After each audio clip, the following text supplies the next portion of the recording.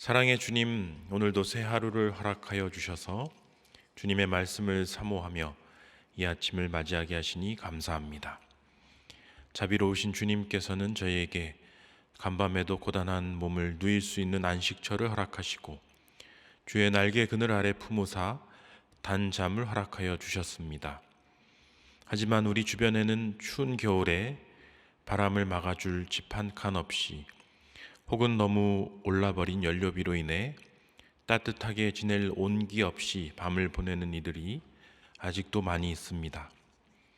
추위에 떠는 것도 힘든데 주변의 차가운 시선과 무관심으로 인해 마음마저 움츠러든 사람들도 많이 있습니다.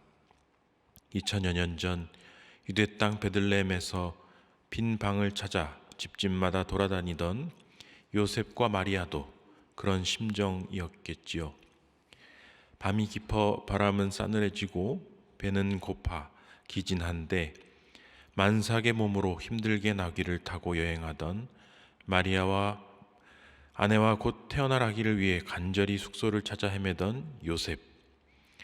하지만 이 딱한 처지에 있던 두 사람에게 제공된 숙소는 사람이 묵는 방이 아닌 마국간이었습니다. 그렇게 그 새벽 가장 높은 보좌에서 존귀한 신성을 지니신 고귀한 예수님께서 아기의 몸으로 우리 가운데 오셨습니다. 임마누엘, 성육신의 신비로 우리를 찾아오신 주님께 영광과 감사를 드립니다. 주님이 우리를 사랑하셔서 이 땅에 오셨을 때에도 백성들은 목자 잃은 양과 같이 유리 방황하며 구원을 찾아 메시아를 고대하고 있었습니다. 2000년이 지나 수많은 교회가 생겼고 제국과 나라가 뜨거워지며 굴곡진 역사가 흘러왔습니다. 그 모든 역사의 흐름 속에서 우리는 여전히 오르막과 내리막이 번갈아 나타나는 굴곡진 산길을 걷는 것처럼 우리 인생길에 때때로 찾아오는 고비에 숨이 턱 막힐 정도로 힘든 시간들을 보내곤 합니다. 2022년 대한민국과 전 세계에도 경제적인 어려움, 전쟁의 고통, 정치적인 혼돈으로 고난 중에 있는 이들이 참 많이 있습니다.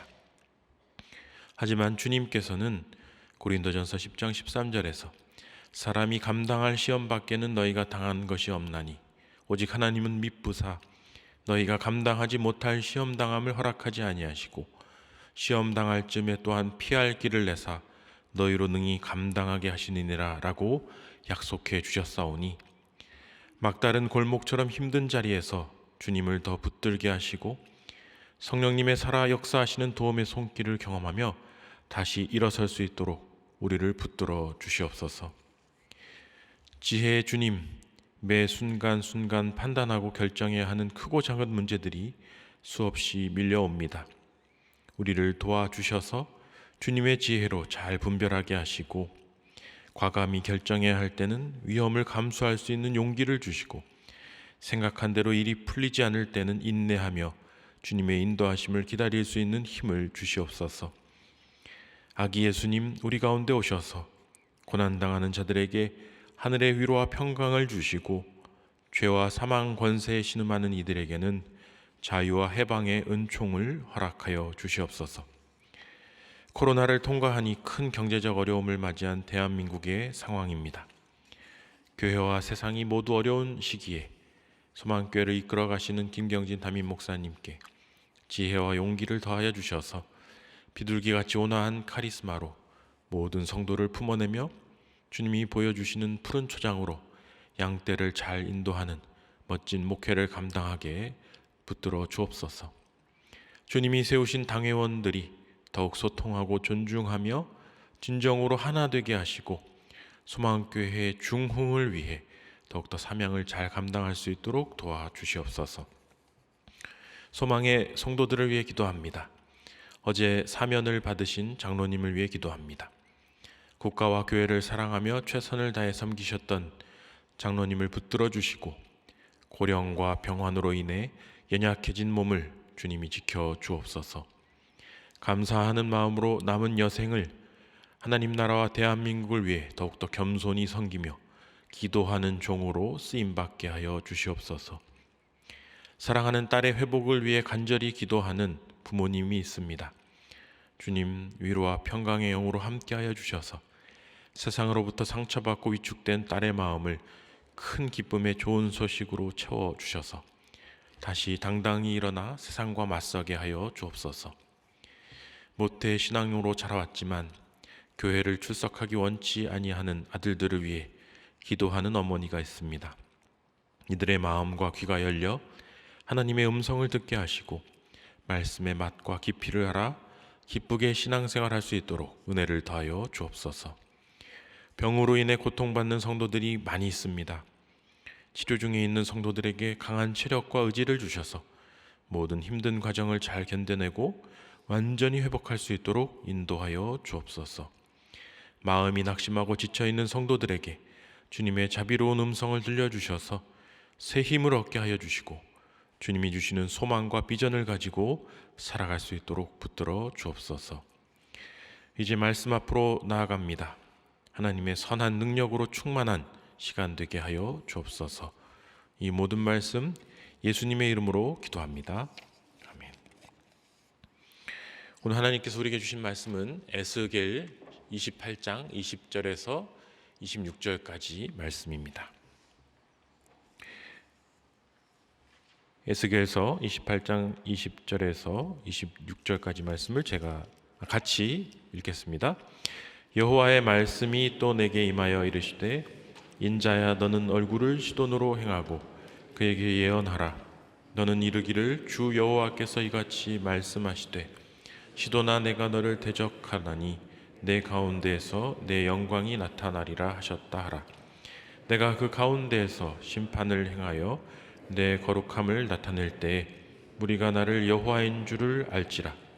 내가 그에게 전염병을 보내며 그의 거리에 피가 흐르게 하리니 사방에서 오는 칼에 상한 자가 그 가운데 엎드러질 것인즉 무리가 나를 여호와인 줄 알겠고 이스라엘 족속에게는 그 사방에서 그들을 멸시하는 자 중에 찌르는 가시와 아프게 하는 가시가 다시는 없으리니 내가 주 여호와인 줄을 그들이 알리라. 주 여호와께서 이같이 말씀하셨느니라. 내가 여러 민족 가운데에 흩어져 있는 이스라엘 족속을 모으고 그들로 말미암아 여러 나라의 눈앞에서 내 거룩함을 나타낼 때 그들이 고국 땅 곧 내 종 야곱에게 준 땅에 거주할지라. 그들이 그 가운데 평안히 살면서 집을 건축하며 포도원을 만들고 그들의 사방에서 멸시하던 모든 자를 심판할 때에 그들이 평안히 살며 내가 그 하나님 여호와인 줄을 그들이 알리라. 아멘. 예, 오늘 장 28장의 전반부에는 두로의 심판을 다루고 있습니다. 그리고 이제 28장 오늘 우리가 읽은 20절부터는 시돈이라는 도시의 심판을 다루고 있습니다. 시돈은 두로와 더불어서 언제나 짝으로 등장하는 페니키아의 굉장히 유명한 항구 도시입니다. 역시 두로와 마찬가지로 하나님의 심판의 대상으로 분류되고 있습니다. 두로의 경우는 앞에 3장에 걸쳐서 심판의 이유와 내용이 매우 구체적으로 기술되어 있음에도 불구하고 지금 이 시돈은 심판의 이유가 그 내용이 자세히 기술되어 있지 않은 것을 보게 됩니다. 그냥 갑자기 시돈이 심판을 받을 것이다 이렇게 선포가 되고 있죠. 하지만 두로와 시돈이 언제나 짝으로 묶여서 등장했던 것과 그리고 시돈도 역시 두로와 마찬가지로 굉장히 번성하던 무역 항구였다라는 사실을 고려한다면 마찬가지로 두로와 비슷한 이유로 심판의 대상이 되었을 것으로 추정해 볼 수 있겠습니다. 앞에서 본 두로 심판의 가장 큰 이유가 무엇이었을까요? 무역으로 번성하게 되자 재물과 권력이 왕성하게 되고 그러다 보니까 권력자들과 시민들이 그 부와 명예에 심하게 도취되어서 매우 교만해졌다. 이것이 바로 두로 심판의 결정적인 이유였습니다. 그리고 부귀영화가 가득한 곳에는 필연적으로 벌어지는 일이 있죠. 그건 바로 권력 투쟁과 이전 투구, 즉 그 도시의 모든 가장 소중하고 귀한 것들을 누가 독점할 것이냐, 누가 그 힘을 차지할 것이냐를 놓고 이제 거기 있는 사람들이 서로 권력 투쟁을 벌이게 된다라는 것이죠. 그러다 보면은 필연적으로 판결이 굽어지고 오직 돈과 힘만이 지배하는 세상이 되게 되고, 강한 자가 모든 것을 가져가게 되며 약한 사람들은 그 법대로 판정받고 존중받기보다는 힘에 의해서 약탈당하고 힘에 의해서 짓밟히는 그런 일이 벌어지게 됩니다. 하나님은 사회가 이렇게 공동체적으로 붕괴되는 것을 결코 원하지 않으십니다. 그렇기 때문에 권력을 탐하는 두로와 시돈은 바로 그 권력에 눈이 멀어서 사회의 기본 가치들, 정의와 질서를 내던짐으로 말미암아 약자들을 보호할 수 없게 되었고, 그로 인해 하나님의 심판의 대상이 되었다, 이렇게 정리할 수 있겠습니다. 두로와 마찬가지로 시돈에 대해서도 하나님의 심판의 메시지가 선포됩니다. 우리 22절을 함께 읽어보겠습니다. 너는 이르기를 주 여호와께서 이같이 말씀하시되 시돈아 내가 너를 대적하나니 내 가운데에서 내 영광이 나타나리라 하셨다 하라. 내가 그 가운데서 심판을 행하여 내 거룩함을 나타낼 때 무리가 나를 여호와인 줄을 알지라. 여기 보면은 한 가지 주목할 게 있는데, 심판을 선언하시면서 심판의 대상인 시돈 땅 한가운데에 내가 거기서 영광을, 거룩함을 드러내겠다, 이렇게 말씀하시는 장면입니다. 어떻게 하나님의 심판이 영광과 거룩함을 드러낼 수 있는 것인가? 하나님의 영광은 빛나는 것이고 고결한 것이고 아름다운 것인데, 심판의 땅, 이 더러운 땅 시돈에 어떻게 그 영광이 드러날 수 있냐는 것입니다. 그것은 거룩함의 본질을 알면 이해할 수 있습니다. 우리 거룩함을 우리는 어떻게 이해해야 할까요?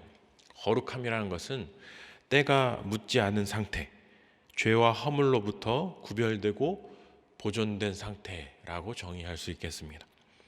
폴 리퀘르라는 사람이 악의 상징이란 책을 썼는데, 거기 보면은 죄와 허물을 구분하고 있습니다. 죄는 의지적으로 짓는 것입니다. 계명을 의지적으로 어기는 것을 죄라고 합니다. 하지만 허물은 의지와 상관없이 그냥 더러운 것이 나에게 묻은 상태라고 정의할 수 있습니다. 예를 들어서 내가 형제를 시기 질투해서 죽이면, 가인처럼 의도적으로 아벨을 죽이면, 그건 내가 의지를 가지고 그 형제를 죽인 죄가 됩니다. 하지만 내가 동료의 시체를, 장례를 치르면서 어쩔 수 없이 염을 하고 시체를 운구하는 일을 했다. 그럼 부정한 물체인 시체에 접촉했기 때문에 나도 부정해지죠. 그게 내가 허물에 오염된 상태, 허물에 전염된 상태라고 말할 수 있습니다. 하지만 그것은 내가 의도적으로 죄를 지은 것이 아니라 부정한 것에 어쩔 수 없이 접촉한 것이기 때문에 그것이 나의 허물이 된다라고 말할 수 있겠습니다. 그런데 하나님은 거룩하기 때문에 이 죄와도 가까이 할 수 없고 허물과도 가까이 하실 수가 없습니다.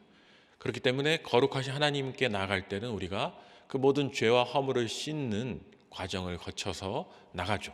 그게 예를 들어 속죄제가 되고, 죄 때문에 짓는 것은 속죄제가 되고, 허물로 인한 것은 속건제로 그 모든 죄와 허물을 씻어서 거룩한 하나님께 나아가는 것입니다. 그런데 원래대로라면 하나님은 죄와 허물이 가득한 이 시돈 땅에 가서 거기에 거하며 영광을 드러낼 수가 없죠. 왜냐하면 거룩하신 분이 죄된 것과 함께할 수 없기 때문입니다. 하나님께서 죄로 가득한 도시에 갈 수 있는 유일한 방법은 그 도시를 파괴하는 것뿐이 없습니다.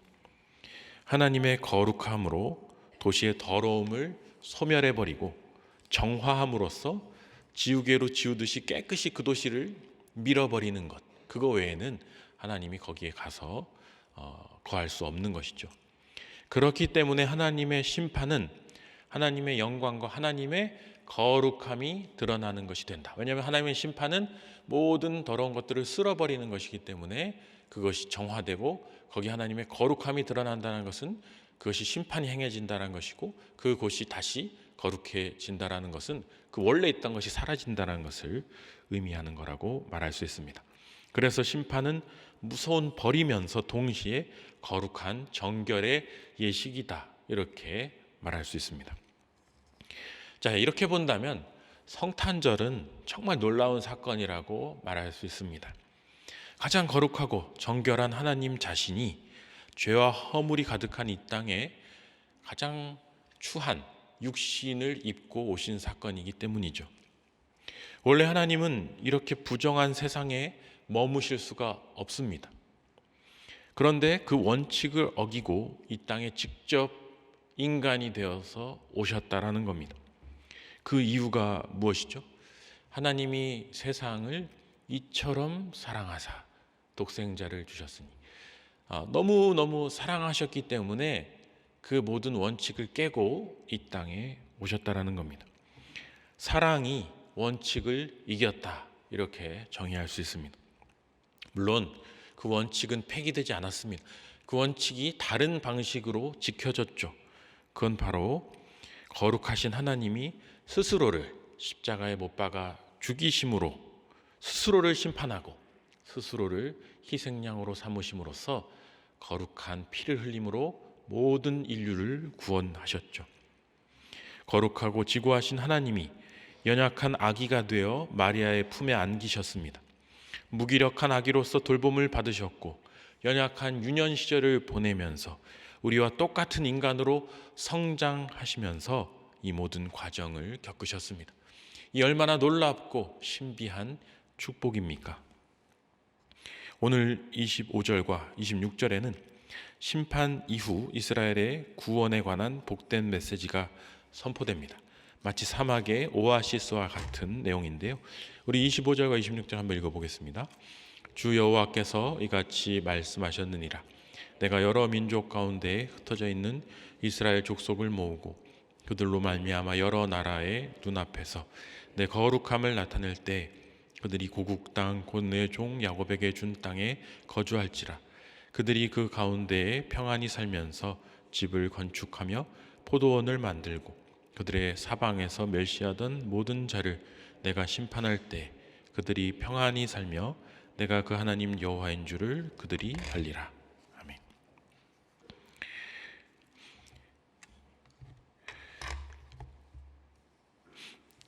이스라엘에 대한 심판이 마무리되고 나라를 잃고 뿔뿔이 흩어진 이스라엘 백성들이 다시 그 고토, 고향, 원래 있던 곳으로 소환된다. 다시 불러 모아서 예루살렘에 집결한다.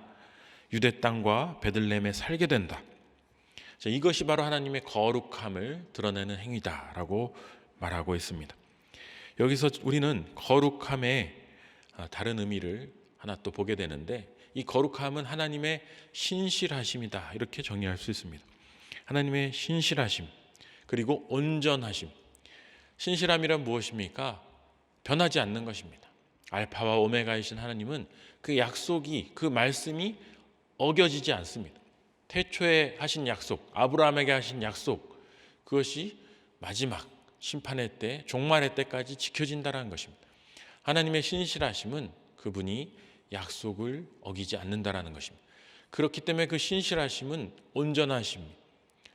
불완전한 것들은 도중에 변하지만 온전하다라는 것은 변화가 없다라는 것이죠. 끝까지 완벽하게 모든 것들이 지켜진다라는 것입니다.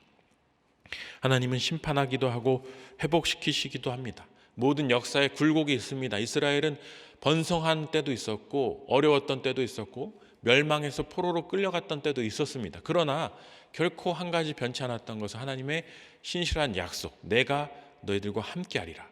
그리고 때가 되면 내가 너희들을 회복하리라. 다시 불러 모아서 그 땅에 거주하게 하리라.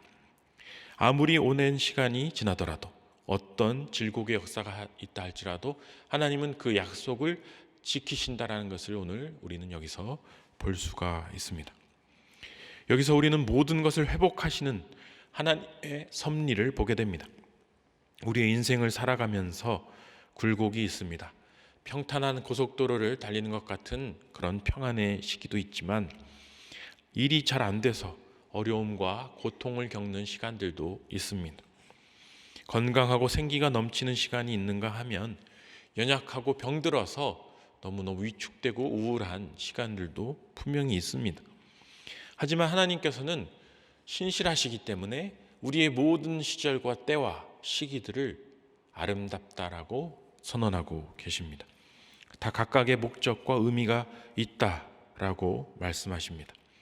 왜냐하면 우리는 흙에서 왔다가 흙으로 돌아가는 덧없어 보이는 인생을 살아가는 것 같지만 결코 그 흙이 공중으로 흩어져서 찾을 수 없는 그런 산란되어 버리는 것이 아니라 영원한 하나님의 나라에서 온전히 회복되어서 다시 새로운 육체와 새로운 영혼을 가지고 하나님 안에서 영원한 삶을 살아갈 것이라고 말씀하시기 때문입니다. 우리의 삶, 인간 개인 존재도 흙으로 돌아갔다가 사라지는 것이 아니라 온전히 회복된다면 하나님의 복음의 역사, 회복의 역사는 바로 흩어졌던 백성들, 잃어버렸던 고토를 회복하는 것이 바로 하나님의 가장 놀라운 복음의 메시지고 선포다. 이 이스라엘 백성들이 기다리는 메시아, 고대하는 메시아가 가져다 줄 구원의 소식이 바로 모든 잃어버린 것을 회복하는 것이다라는 것을 여기서 우리는 보게 됩니다. 우리는 이 땅에서 믿음의 여정을 살아간 후 병들고 늙어 하나님의 품에 안긴 후에는 영원한 하나님의 나라에서 새롭게 눈을 뜨고 복된 영생을 살아가게 될 것입니다. 25절 말씀에 나오는 것처럼 그들이 그 가운데 평안히 살면서 집을 건축하며 포도원을 만들고 그들의 사방에서 멸시하던 모든 자를 내가 심판할 때 그들이 평안히 살며 내가 그 하나님 여호와인 줄을 그들이 알리라. 이 내용이 바로 우리가 살아갈 복음의 삶의 모습입니다. 첫 번째로 복음이란 대적하는 모든 적들이 사라진 상태, 지금 여기에 나온 것처럼 모든 대적을 물리쳐 주겠다. 그것이 바로 하나님이 우리에게 약속하시는 복음의 첫 번째 약속입니다. 두 번째는 평안히 살며 집을 건축하게 해주겠다. 일상을 평안하게 누릴 수 있게 해주겠다. 그런 약속이죠. 세 번째는 포도원을 가꾸고 그 과일과 음료를 맛보고 누리게 해주겠다. 우리의 모든 소산을 먹고 마시고 또 따뜻한 집에 거하며 주어진 삶을 살아갈 수 있는 은총을 허락하겠다. 이것은 바로 하나님을 경외하며 그 말씀을 사랑하고 묵상하고 말씀대로 살기 위해 노력하는 모든 그리스도인들에게 현생에서도 주시는 복이고 내세에서도 주시는 복이다라고 말할 수 있습니다. 천국에서 하는 행위, 그것은 바로 이 세 가지, 모든 대적이 사라진 상태에서 하나님이 주시는 평안한 삶을 누리며 맛있는 포도주와 식사를 누리는 삶, 그게 바로 우리가 천국에서 누리는 삶이고 이 땅에서 우리가 누릴 삶이라는 것이죠. 누가복음 2장 10절은 이렇게 말합니다. 천사가 이르되 무서워하지 말라. 보라 내가 온 백성에게 미칠 큰 기쁨의 좋은 소식을 너희에게 전하노라. 복음이란 큰 기쁨의 좋은 소식입니다. 예수님이 이 땅에 오셨다라는 사실은 우리에게 큰 기쁨의 좋은 소식을 주기 위해서 오셨다라는 겁니다. 뭐가 기쁜 일입니까? 무엇이 좋은 소식입니까? 바로 우리의 삶의 대적이 없어지고 우리의 삶 가운데 걱정, 근심이 사라지고 우리가 주어진 분깃을 누리면서 우리의 일상을 평안히 살아갈 수 있는 상태, 이게 바로 큰 기쁨의 좋은 소식이다라고 말할 수 있습니다. 바로 이 단순하고 어떻게 보면은 너무나 우리에게 평안하게 필요한 원리가 이 땅에 실현되지 않고 있는 것들이 문제라는 것입니다. 예수님이 이 땅에 오시던 그때에도 마찬가지고 지금 이 시대에도 마찬가지고 지금 세상에는 이렇게 살아가지 못하고 대적에게 시달리며 또 가진 것이 없이 가난하고 또 고통스럽게 오늘 일용의 양식이 없이 살아가는 사람들, 그리고 주어진 것이 있어도 그것을 누리지 못하고 살아가는 수많은 사람들이 여전히 있습니다. 복음이란 내가 먼저 그리스도께서 주시는 이 복된 소식을 듣고 내 복된 삶을 누리고 그리고 무엇보다도 그렇지 못한 삶을 살아가는 사람들을 찾아가 그들에게 이 소식을 전하고 그들도 이러한 삶을 살아갈 수 있게끔 돕는 것이다 라고 말할 수 있습니다. 그리스도인의 삶을 딱 한마디로 정의하자면 바로 기쁨이라고 말할 수 있습니다. 예수 그리스도께서 이 땅에 오신 이 아름다운 성탄절, 그것은 바로 우리 그리스도인들에게 가장 기쁜 소식이 되어야 할 것이며, 그것은 억지로 웃는 웃음이나 억지로 행하는 기쁨의 잔치가 아닌 마음 속에서부터, 우리의 존재 안에서부터 샘솟아오는 참된 기쁨의 잔치이며 소식이 되어야 할 것입니다. 오늘 아기 예수님을 기다리는 성탄절 이브에 여러분의 가정 위에 참으로 기쁜 소식이 울려 퍼지며 참으로 기쁜 삶의 은총들이 내리며, 그것이 우리의 가정 위에만 머무는 것이 아니라 온 도시로 흘러나가고 세상으로 흘러나가서 이 땅의 모든 이들이 함께 그 기쁨을 누리는 복이 있는 오늘과 내일이 되실 수 있기를 주님의 이름으로 축원합니다. 함께 기도하겠습니다. 하늘에 계신 우리 아버지, 아버지의 이름을 거룩하게 하시며 아버지의 나라가 오게 하시며 아버지의 뜻이 하늘에서와 같이 땅에도 이루어지게 하소서. 오늘 우리에게 일용할 양식을 주시고 우리가 우리에게 잘못한 사람을 용서하여 준 것 같이 우리 죄를 용서하여 주시고 우리를 시험에 빠지지 않게 하시고 악에서 구하소서. 나라와 권능과 영광이 영원히 아버지의 것입니다. 아멘.